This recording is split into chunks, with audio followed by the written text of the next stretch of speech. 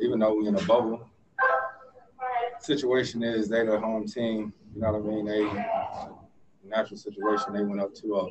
You know, so, and in a regular world, you know what I mean? Not COVID, not a bubble, we'd be going back home for the 2 games at our place. So we got to take it one game at a time, learn from this game, and hell, I got to show up. That's something. All right.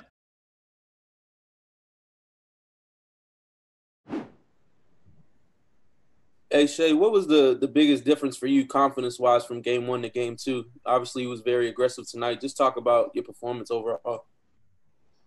I watched a lot of film after last game.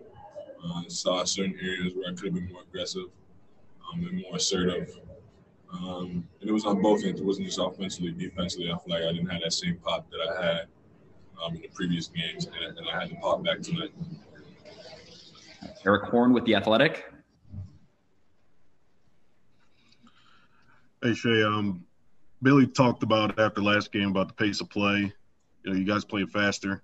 What did you see from you guys offensively when you did play with that pace tonight?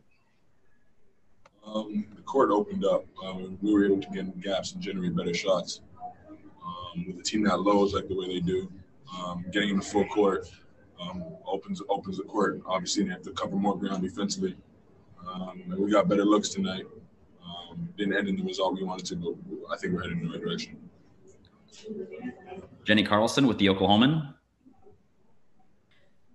Shai, you guys got Lou back tonight. Obviously, defensively, he draws one of the toughest assignments in the league. What did you think of his performance tonight?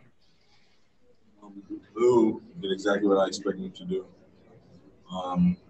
It's a guy like that, you just want to make it as difficult as possible. And I feel like Lou did so. Like I said, we didn't get the result we wanted, but I think we're heading in the right direction, and Lou played a big part in that. A couple more for you here, Shai. We're going to go to Nick Gallo, OKCThunder.com.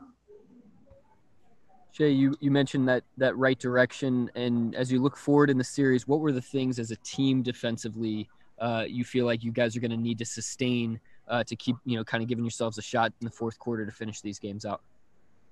Yeah, I feel like we had moments of it throughout the whole game. I think we just got to put it together for the full 48.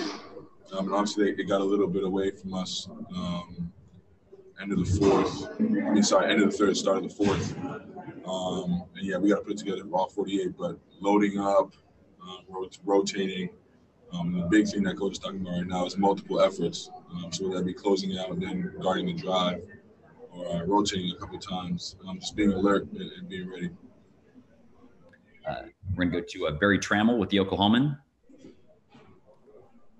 Yeah, Shai, you guys played great offense in the first half, 50% shooting, I think 4 turnovers, 59 points.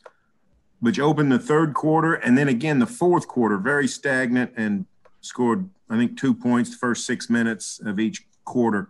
What happened at the beginning of those quarters that sort of reverted back to how you played in game 1?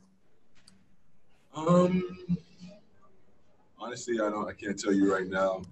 Being in the heat of the game, you don't know exactly what it is. But if it's anything like it was the first game, it could be less movement, lack of aggression on both ends of the floor. But yeah, we'll watch film and we'll try to get better at starting quarters and ending quarters and whatever it may be, and just putting it together for the full 48. Last one for you here, Shai. We're going to go to Clay Horning with the Norman Transcript.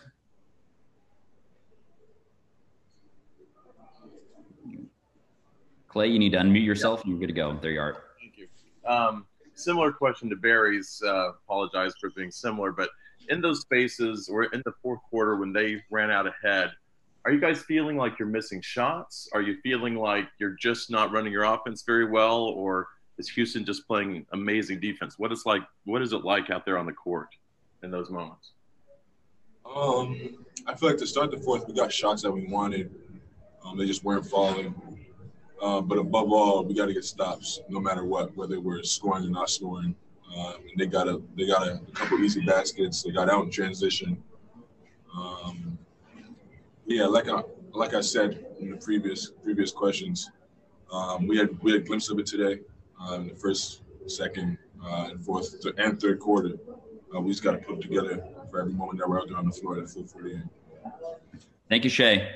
Question, Adam Spolin. Do you feel like you're in control of the series? No, we played well. We didn't shoot the ball particularly well tonight, but I think defensively, especially in that second half, we did an unbelievable job of just gearing in on what they like to do and correcting our mishaps in that first half. Dan Wilkie. Hey, James.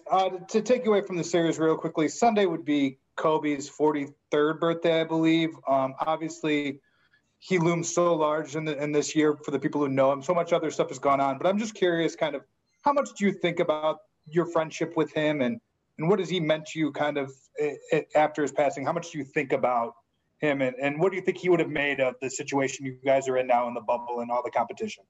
All the time. I think his presence just alone is, he made you feel him.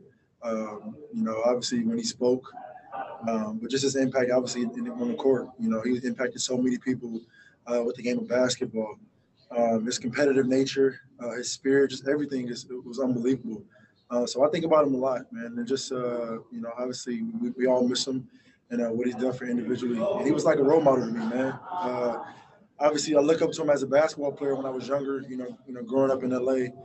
And then as he got older and on his way out of the league, he kind of became a real mentor, outside of basketball in the business aspect, in the business world.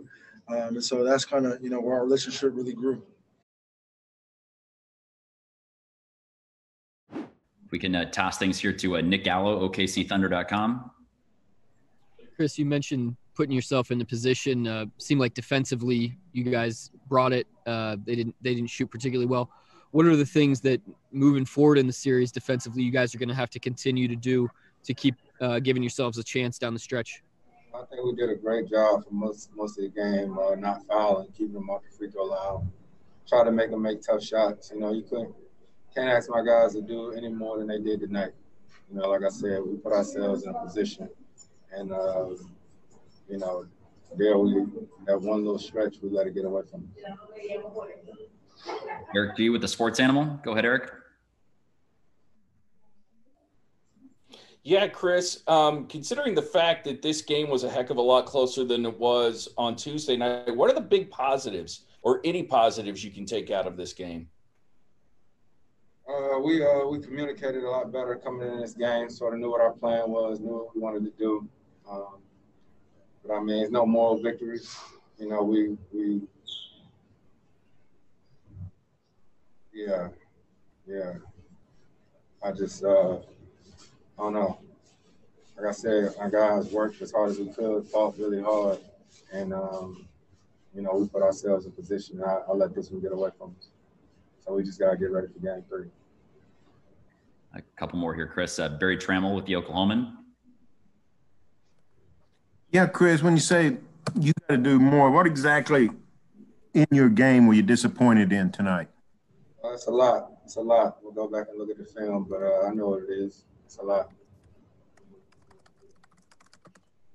All right, last one here for you, Chris. We're going to go to Jenny Carlson with the Oklahoman. Hey, Chris, Lou makes his playoff debut tonight, and defensively, just wondering what you liked about what you saw out of the rookie. Lou was amazing. Try to make it as tough on Jage as possible.